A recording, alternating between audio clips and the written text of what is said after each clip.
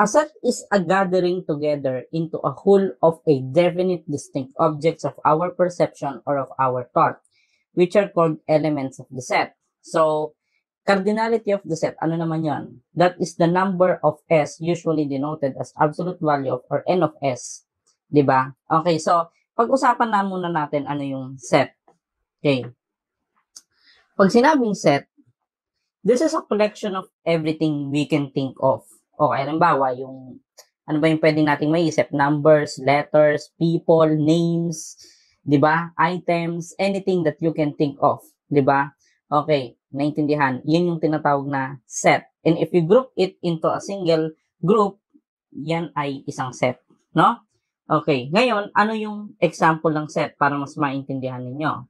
Okay, say for example, I have a set of 4 numbers. Say for example, 1, 2, 3, 4.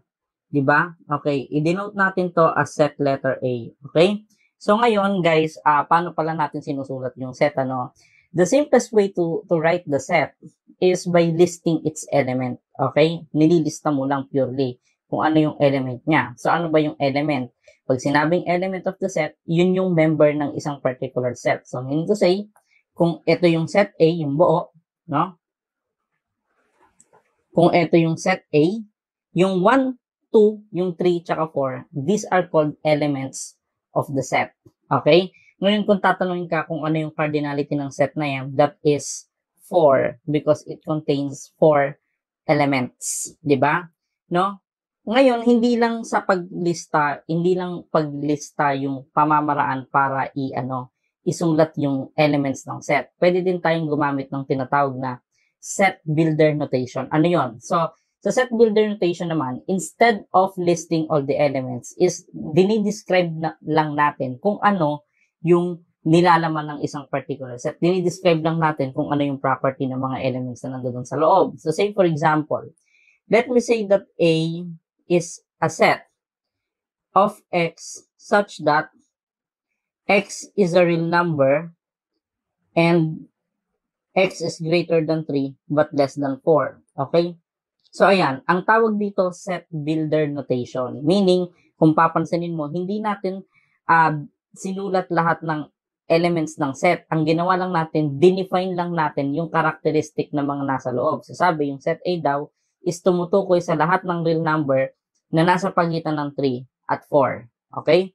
So, ayan. So, nga pala, no, R is a real number. Paano ba natin malalaman yung mga usual notation? So, tingnan nyo lang dito, no? Kapag R real number, ayan, Z set of all integer, P set of all prime numbers, N is the set of all natural numbers, Q is the set of all rational numbers, and H denote the set of all quaternions. So, yung quaternions na yan, huwag nyo na munang isipin yan kasi ginagamit yan sa mga multi-dimensional force vector analysis, mga ganun yan, no?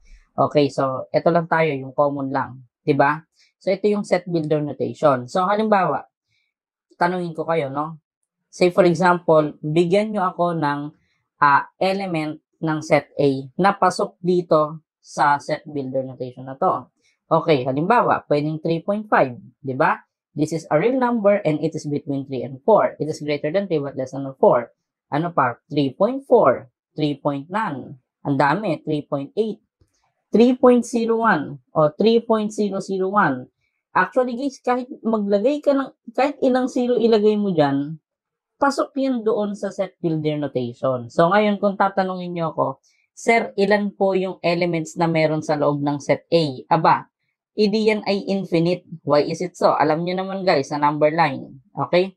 Kung 3, ito 4, yung bawat point dito sa number line is representing a number. Guys, ilang bang point meron sa loob ng isang segment? Diba? Infinite. That's the reason why you have a set builder notation because it is not practical. Kagaya nito, hindi kasi sa lahat ng pagkakataon practical na isulat lahat ng member ng set. At minsan imposible mo pang masulat yon. O kagaya nito, infinite. Well, there are cases na hindi naman infinite yung number of element pero sobrang dami, so hindi pa rin practical na ilista lahat. Kaya meron tayong set builder notation for that purpose. Okay, so yun yun, ano? Okay. That is how you write the set. Ngayon, para mas maintindihan niyo yung set, mas madaling maintindihan ito kung gagamitan natin to ng geometrical figure. Di ba? Siyempre, alam niyo naman tayo, mas madali tayong makaintindi kapag ka may drawing or may diagrams or may pictures. Di ba? Okay. Ngayon, simulan ko dito. Ayan. Ano yung dinrawing ni Sir? Actually, yung dinrawing ko yung rectangle yan. Alam niyo naman, no? But what do this rectangle signifies? Okay? This rectangle represents what we call the universal set. Okay? Universal set. We call it letter U. Anong ibig sabihin ng universal set? Okay. Tandaan nyo yan, no? Ibig sabihin ng universal set, yan yung set na kung saan lahat ng elements na pinag-uusapan natin sa isang subject ay nandoon. Meaning, all possible elements within a certain subject is there. Kaya nga siya universal. Lahat ng element possible in a subject nandoon. Okay? So, lahat ng tuldok na nasa loob niyan, yan ay part ng universal set. Okay? So, I hope that's very clear. So, ngayon, na-raise ko to, no? Ganito. Ano pa yung pwede nating i-drawing dyan? Okay, ganito, no? So, halimbawa, mag-drawing ako ng bilog. So, for example, ano naman ang ibig sabihin ng bilog na yan? And let me call this letter A. Okay? Yung bilog na yan represent a set inside the universal set. Tandaan, guys, wala pong set na nasa labas ng universal set. Lahat po nasa loob lang.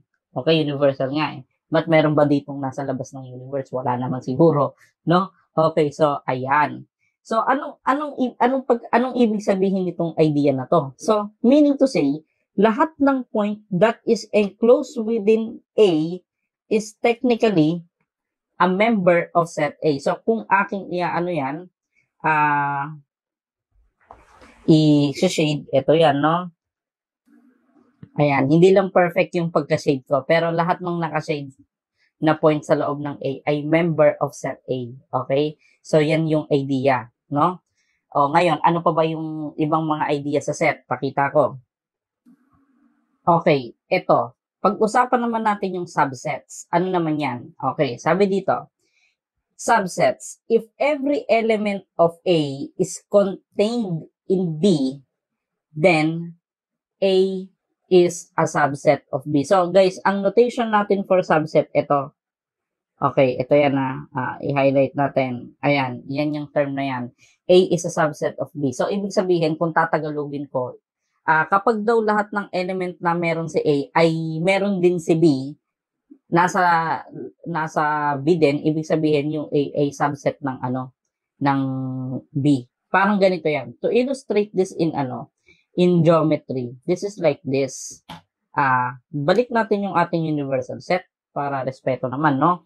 Okay, tapos, eto, say for example, meron kang set B. Okay? So, say for example, mag-drawing ako ng isang set sa loob nito. Okay, sabihin natin, ito yung din-drawing natin. No? Ayan, nasa loob siya. Okay, sabihin natin ito ay letter A. So, that is how you satisfy the statement that all element of A is contained in B. Meaning, guys, kapag ka daw, lahat ng element na meron si A ay meron din si B. Therefore, we can say that A is a subset of B. 'Di ba? Pag sinabing sub, 'di ba? Nasa loob ka lang ng mas malaking part, no? Ngayon, ganito 'yan. Meron tayong tinatawag na proper subset. Ano ba 'to? Okay, basahin natin. Proper subset. When A is a subset of B and A is not equal to B, then A is a proper subset of B. So ano ba yung term na proper subset? Kasi tandaan nyo, guys, hindi lahat ng subset ay proper set. What does it mean? Okay, paano ba yun, sir? Parang ang gulo naman ng sinabi nyo. Papaliwanag ko sa inyo, Ito, every element of A is contained in B. Yan ang, tawag nito, yan ang definition ng subset. Ibig sabihin, kung susundan mo yung definition niyan, pwedeng yung set ay subset ng sarili niya. No? Halimbawa na lang. Magbigay ako ng mga set, no? Say for example, Yung set A may element na 1, 3. Okay? Yung set B may element na, sabihin natin 1, 3, 5. Tapos sabihin natin yung set C may element na 1, 3, 5 din. Okay? Ibig sabihin, kagaya nito, no? Kung titignan mo, no, yung A, 1, 3, compare mo siya sa C, lahat ng element na meron si A, meron kay C. Tama. Diba? So, anong ibig sabihin? Ibig sabihin, we can say that A is a subset of C. Okay? Subset siya. No? Subset siya. Okay? Ngayon, look at this. B. Lahat ba ng element ng B ay nasa C? Yes. So, definitely, speaking of that, pwede mo ding sabihin na yung B ay subset ng C. Which is technically, if you're going to look at this, di ba parang lumalabas, ang B ay equal sa C? Di ba? Okay, so ganun ano. Ngayon, subset din to. Kaya lang guys, makinig. Lahat ba ng subset, proper subset? Hindi. Okay, kung babasahan mo yung ibig sabihin ng proper subset, is when A is a subset of B and A is not equal to B. Ibig sabihin, masasabi mo lang na proper subset ang isang set kapag mas less yung kanyang number of element. Ibig sabihin, kagaya nitong A mas less yung number of element sa C. Diba? Kaya guys, yung A is a proper subset. Okay? Tatandaan na, doon mo lang masasabing proper subset. Doon mo lang masasabi na ang A is proper subset of C. Iba nga lang yung yung term ko dito. Ito A and B, ito naman A and C. Okay? A is a proper subset of C. Okay? And B is also a subset of C. 'Di ba? Kumbaga, yung A and B pareho silang subset ng C, kaya lang yung B hindi siya proper subset, yung A proper subset siya. Kasi proper subset yung A kasi mas less than yung number of element niya sa A. Okay? So, ayun yung ibig sabihin ng proper subset. Dapat mas less yung kanyang element. No? Okay. Ano pa yung ibang mga importanteng idea sa set? No? Okay. Let's talk about complement. Okay? Or, in short, absolute complement. So, tandaan nyo ito, dalawa kasing klase ng complement meron talaga tayo sa set. Meron tayong absolute complement at saka relative complement. Ngayon, kapag sinabi ng problem na complement lang, automatically, absolute complement yon. Okay, yun yung default character. Pag sinabing complement, automatically, we are pertaining to the absolute complement. Unless otherwise, tinukoy na relative complement siya. Ano ba ibig sabihin ng complement or absolute complement? Usually, guys, it is denoted by A prime, yung ibang libro, o kaya A ganito. Kapag ganito, yung nakita mong symbol, ibig sabihin yung absolute, guys, absolute ano yan, complement, ibig sabihin yan. O ano ba ibig sabihin ng absolute complement or complement in short? Okay, kapag nakita kayo ng ganyang notation, ibig sabihin yan, ang idea niyan, it means it pertains to all elements that do not belong to set A. Okay, sa Tagalog, pag sinabing complement, kabaliktaran, no? Ito'y tumutukoy sa lahat ng bagay na hindi tinataglay ng set A. Pero of course, nasa loob siya dapat ng universal set. Okay, halimbawa na lang, no? Meron akong i-drawing ko uli kanina yung yung universal set tsaka set A. Ayan. So, halimbawa, yung bilog na yan represents set A. Pag sinabing A complement, i-shade mo lang lahat ng area, lahat ng point na hindi belong sa A, pero nasa loob ng universal set. Hindi yon, ito yon, i-shade ko. Ayan guys, etong naka-shade na yan yung A prime or yan yung complement ng A. Okay? So that is how you deal with it, no? So pag sinabing complement ng isang set, i-shade mo lahat ng nasa loob ng universal. Pwera lang doon. Okay? So, halimbawa, ito. Ano naman yung relative complement? Ito naman. Another type of complement. Okay? Pag nakita kayo niyan, no? Actually, hindi division yan. Sa totoo lang, ang tamang basa dyan is ganito. Pag sinabing ganyan, that is complement of B relative to A. 'Di ba? Okay. Paano mo siya tawag niyan? Doon na lang tandaan nyo, wag na lang yung statement na yun. Ito na lang, para mas madali. Pag nakakita kayo ng ganyang symbol, A minus ang basa dyan, hindi divide, no? 'Di ba? A minus B, ganyan yung notation. Ibig sabihin yan, it pertains to all elements that belong to A but do not belong to B. So, ibig sabihin guys, papaano mo siya i-describe in geometry. Okay, ayan ha. All elements that belong to A but do not belong to B. Ibig sabihin, kaya nga sa ibang libro, ang ibang notation nito is A minus B. Kumbaga, kunin mo lahat ng element na meron sa A. So, tanggalin mo lahat ng element sa A na may part si B. Halimbawa, paano ba siya i-describe? Mag-drawing tayo ng dalawang set. Okay, pagpasensyaan nyo na yung drawing ko ha. Say for example, this is A and this is B. Okay? Paano ko i-shade yung ito? Baliktad pala. Ganyan. Or in short, sa ibang libro, A minus B ang term nila. Okay, it pertains to all elements that is within A but do not belong to B. So, saan yun pag sinade natin? Ito yan. Ayan yan. So, ibig sabihin ganun, no? Kumbaga yan, binawas mo lang yung yung intersection o yung common, 'di ba? Ayan, kaya siya A minus B. Lahat ng element ng A minus, ito, tignan nyo. Kasi ito, lahat ng element na nandito is also a part of B, kaya tinanggal siya. Okay? Erase ko na. So, ayan. Yan ang ibig sabihin ng relative complement. No? Ano pa yung ibang idea na importante at napakahalaga? Itong union. Ano to? Basahin natin. Sabi dito, the union of A and B, denoted as AUB, is the set of all things that are members of A or B. O ano ibig sabihin ng or? Ganito yan, drawing ko muna. Drawing ako ng dalawang set sa loob ng isang universal set. Ayan, no?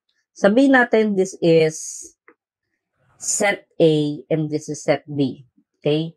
Pag sinabing or, ito ay tumutukoy sa Tagalog o. Diba? Anong ibig sabihin?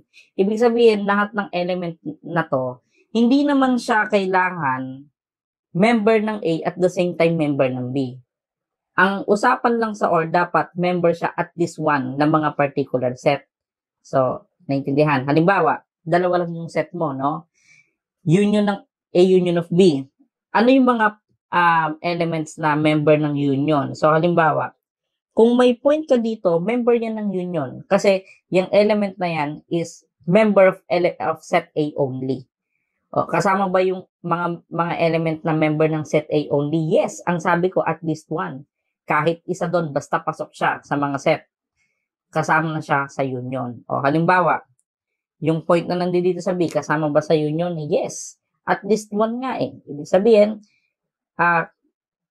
ano siya, no? Basta member siya ng any of the participating sets, kasama na siya. O ito, yung nasa gitna. Of course, ang ano nga lang ang tawag niyan, ang batas nga lang sa union, dapat at least one. Paano kung member siya ng dalawa? O member ng A, member pa ng B, hindi lalo siyang kasali. Kasali din siya. Ngayon, halimbawa, what if tatlo, no? O halimbawa, tatlo yung ating set. O pag sinabing A union of B, union of C, ito'y tumutukoy sa lahat ng element or point na basta member ng kahit isa dyan at least. Ibig sabihin, ito yan, no? Ano ba? Itong point na to, member lang ng A. Kasali ba siya? Yes. At least one nga eh. Ito. O naman, member siya ng A, at the same time, member din siya ng B. O di kasali din siya. Diba? So, ibig sabihin ng union, parang lahat ng meron si A, lahat ng meron si B, pagsasamahin mo into 1. So, kaya class, kapag sinade ko yan, ito yan. Ayan yan. So, hindi na ako gumamit ng highlighter. Okay, so meaning, pag sinade mo yan, yan yung tinatawag na A union of B. Lahat ng meron si A, lahat ng meron si B, pagsamahin mo sa isang area. So, ngayon, ito naman. Union ng A, union of B, union of C. Paano mo siya shade yan? So, lahat ng meron si A, lahat ng meron si B, pagsamasamahin mo. O kaya siya tinawag na union. Diba? Lahat ng meron si B, isasama mo. Yun yung ibig sabihin nun. So, ngayon, another thing. So, ayan.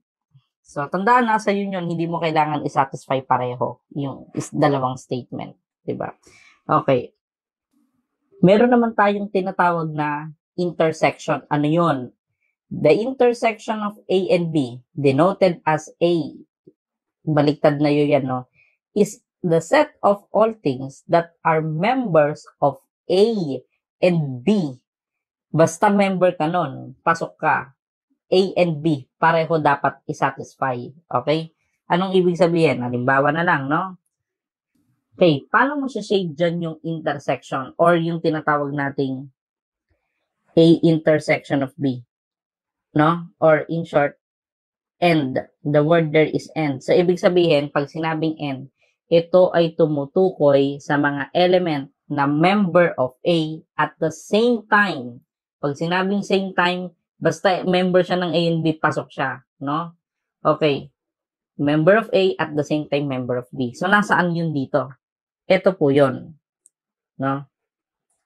Ayan. Yan po yung A and B. Member siya ng A at the same time member ng B. So, ito siya.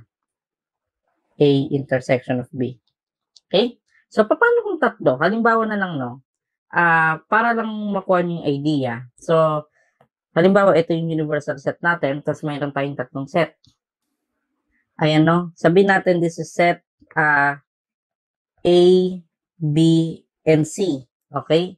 So, look, zoom in ko, ha? Nasaan dyan yung intersection ng A and B? So, paano mo i-shade? So, tandaan na, pag sinabing intersection, ito ay tumutukoy sa lahat ng element na member ng A at the same time member ng B. So, kasi marami nagkakamali, halimbawa dyan, no? Yung iba ang ginagawa nila, ito lang yung kino-consider nilang member ng A and B. Hindi. Pati ito kasama, no? So, naintindihan po ba? Okay, pag sinabing intersection, i-shade mo yung common section nila. Okay? So, paano naman kapag A intersection of B, intersection of C, tatlo na. O ibig sabihin ng ganyan naman, ito ay tumutukoy sa member ng A, at the same time member ng B, at the same time member din ng C. Diba? So, meaning, kung titignan mo yun dyan, guys, saan dyan? Ito. Itong burahin ko to, Ito yung area na yan. Yung nasa gitna. Yung mga area sa gitna na yan is satisfying to be a member of A, at the same time member of B, and at the same time member of C. So, dapat lahat ng statement na satisfy na member siya ng lahat ng participating set. So, dapat, pag sinabing intersection ito, tumutukoy sa member ng A, at the same time member ng B, at the same time member din ng C. Okay? So, ito naman si A intersection of B.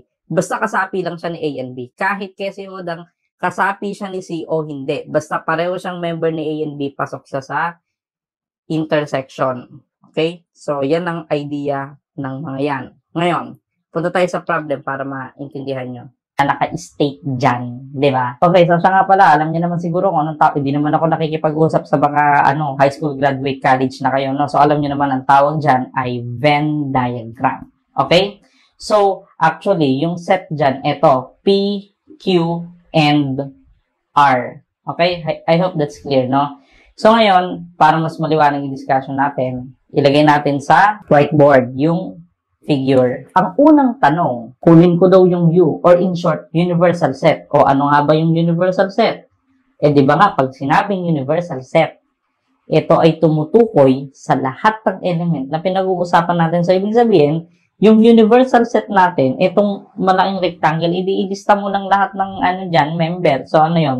A, B, ayan po yung universal set. Naintindihan ba? Ngayon, para dun sa mga susunod na problem, siguro mas makakabuting erase ko to, tapos mag-drawing ulit ako nito, pero hindi ko lalagay yung elements para ma-shade natin ng tama. Okay? Ano daw yung set P? O di simple lang yun. Plus, yung bilog na to, ito yung nagre-represent sa set P.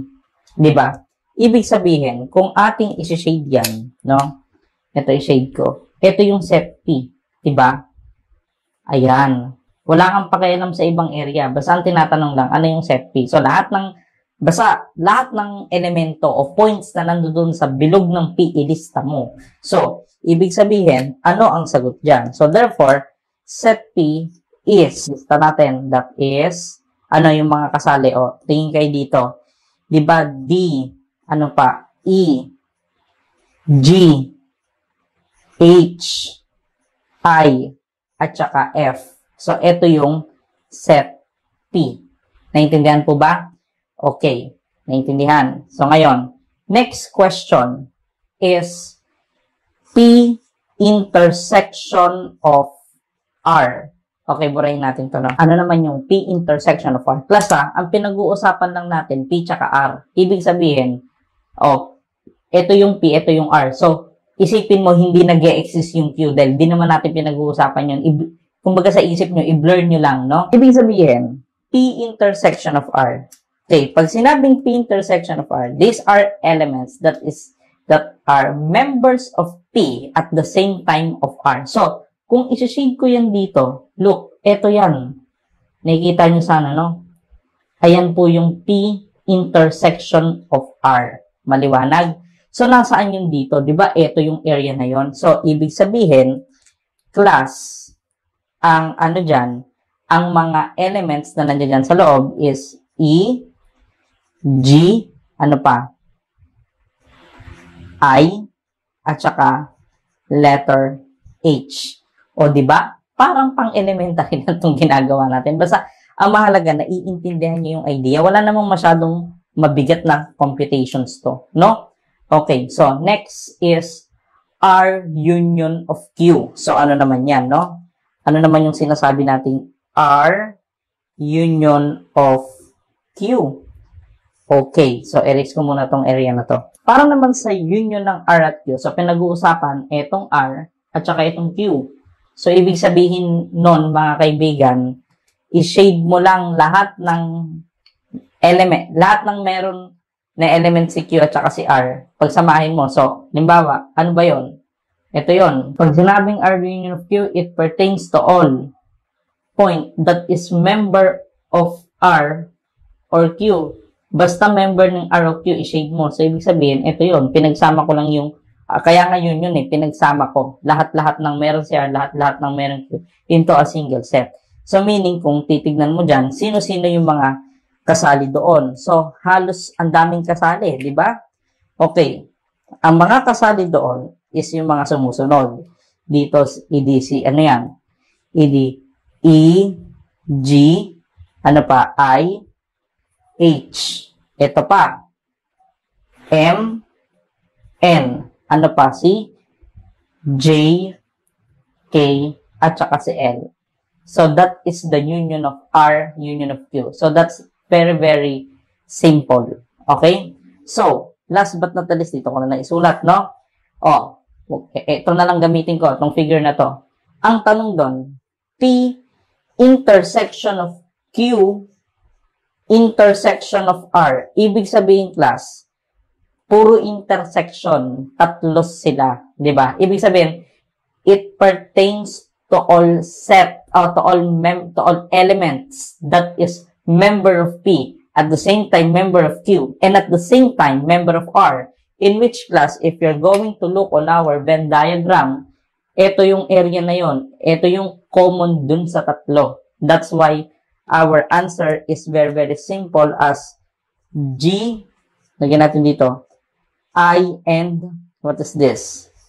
G, I and H. So, napakasimple lang, di ba? So, yan yung basic niyan, class. Kasi yun ang importante. Kailangan malaman nyo muna yung pinaka-basic na basic, no? Punta naman tayo dito sa problem na to. Sabi dito, Determine the equivalent set for the following. So, ito ay simpleng logic lang naman para malaman kung naiintindihan nyo talaga yung pinagsasabi ko dito. So, unang-una, gawa ka lagi nito ng universal set, no?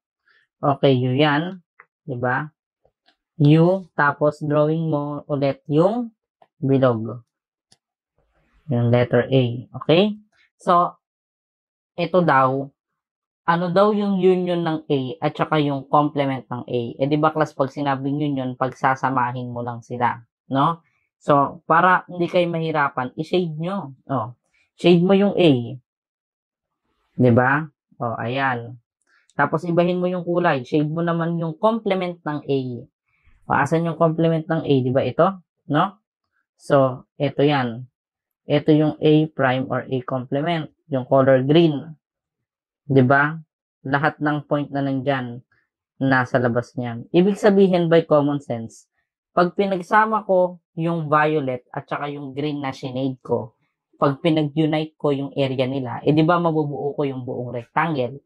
That's why, ang sagot dito is simply the universal set pag kinuha mo yung union. Okay, ngayon, ito naman, common sense to. A intersection of A prime. Okay, ito common sense, di ba? When we are looking for the intersection, we are getting the common between the two, no? So, guys, since ang complement is yung mga set na wala sa A, edi obviously, anong intersection nila? Kumbaga, lahat ng meron to si complement ng A, wala dito. O, edi, kung lahat ng to wala dito, meaning wala silang common, di ba? Kaya, technically, ang magiging sagot natin dito is simply a null set, no? Walang element na po pwede yan na mag-exist, no? Next, ito common sense din to. Complement of universal set. Okay, di ba universal set contains everything we are talking about on the subject?